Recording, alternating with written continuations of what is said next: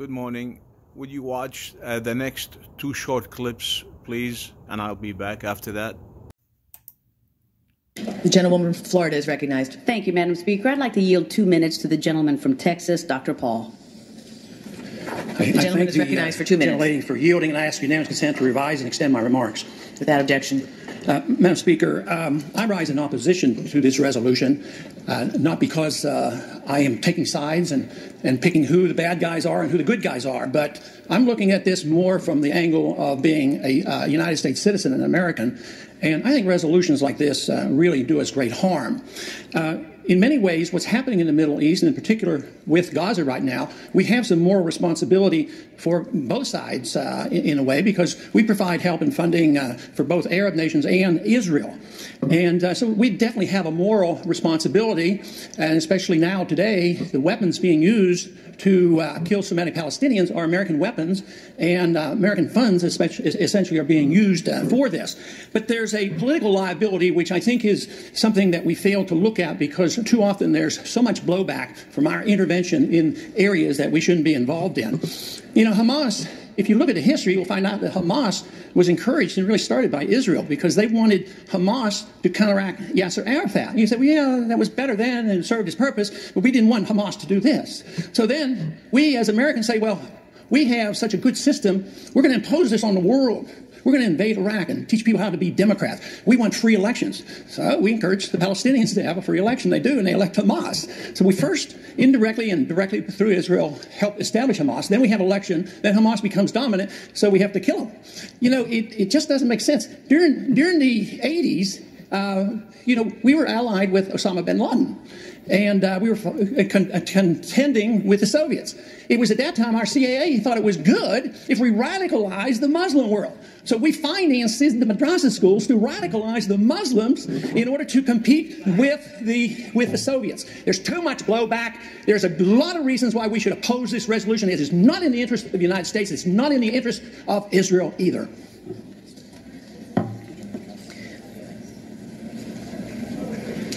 Okay, so as I mentioned, if you haven't heard of Albert Pike, who is a high-degree Freemason, his letter in 1871 to Giuseppe Mazzini, who was a leader in the Italian revolutionary movement in the 1800s. Okay, now remember, he wrote this on August 15, 1871, outlining the three world wars that they are planning. So this was years before the First World War. Now, I'm not going to bother you with what happened in the First World War and the Second, because it is exactly how he outlined it. You can read it for yourself. Okay? He's going to overthrow the Tsars in Russia, World War I. To World War II, bring in Nazism. Okay, you can read it for yourself. It's online. Now, here's what he said in what's going to happen in the Third World War. Must be fomented by taking advantage of the differences caused by the agentor of the Illuminati between the political Zionists and the leaders of Islamic world. The war must be conducted in such a way that Islam and political Zionism mutually destroy each other. Meanwhile, the other nations, once more divided on this issue, will be constrained to fight to the point of complete physical, moral, spiritual, economic exhaustion. We shall unleash the nihilist and the atheist, and we shall provoke formidable social cataclysm, which in all its horror will show clearly to the nations the effect of absolute atheism. This is the goal, origin of savagery and of the most bloody turmoil.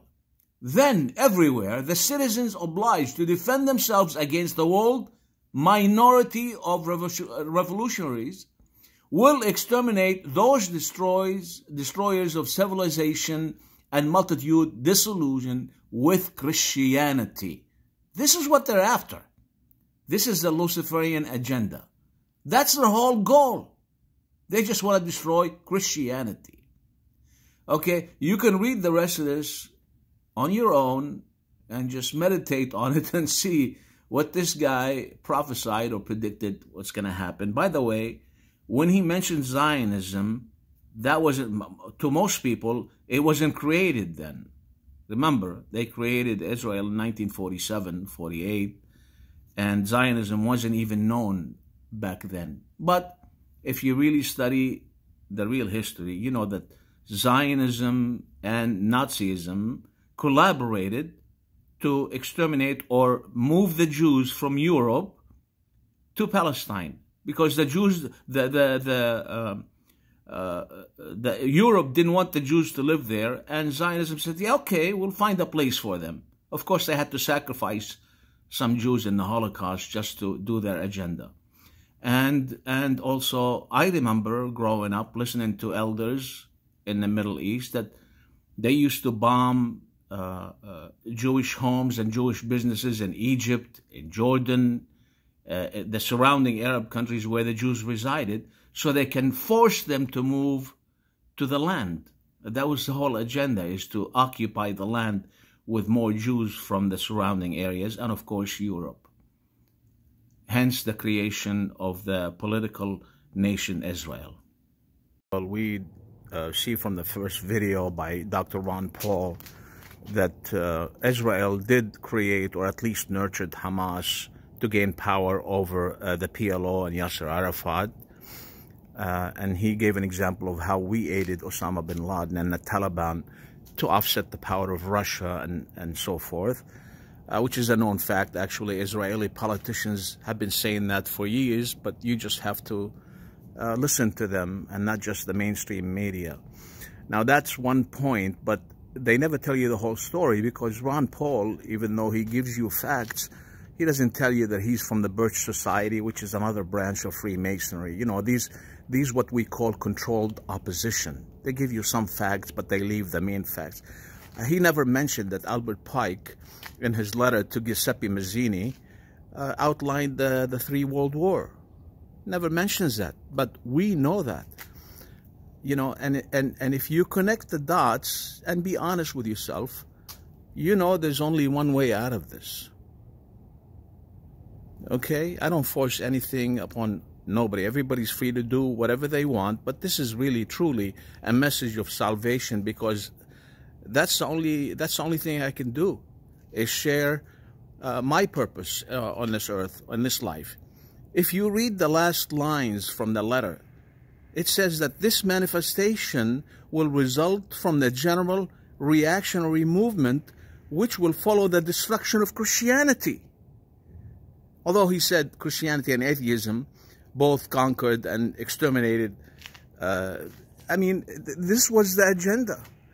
You know, in the 19th century came out so many heresies in Christianity that maybe you're not aware of, whether it's Mormonism, Jehovah's Witness, Ellen G. White, and the Seventh-day Adventist, and dispensationalism, and of course, we don't forget Darwinism. So, you know, this is what happened. So you have to look at this in the perspective of, wow, people are planning these things.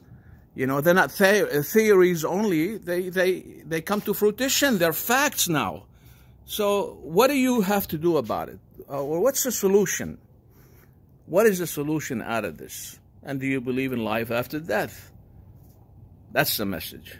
Good morning.